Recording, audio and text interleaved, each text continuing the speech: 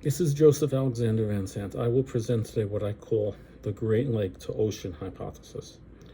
The Great Salt Lake, which is in Utah, in Salt Lake City, Utah, in my opinion, was once part of an ocean that no longer exists because of the fact that it is salty.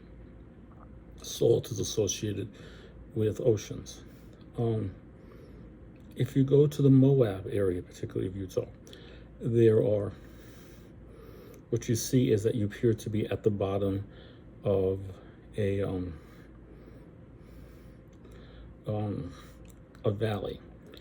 And at the bottom of the valley, there are large rising mountains or islands. It is my opinion that at the bottom of those,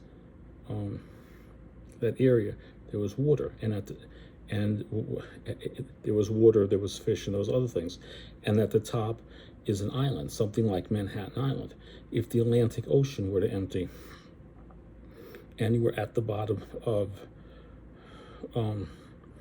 what is today the area outside of Manhattan Island, you would be at the bottom of an ocean, and you would see a large island, which is what I believe happened in Utah. Utah once had a very large ocean, and it shrunk for some reason, and what you see of it is the Great Salt Lake. But that is something that occurs in many places. The Tegitchagumi, which is what the Native Americans call the Great Lakes, Lake Michigan, Lake Erie, is also somewhat salty.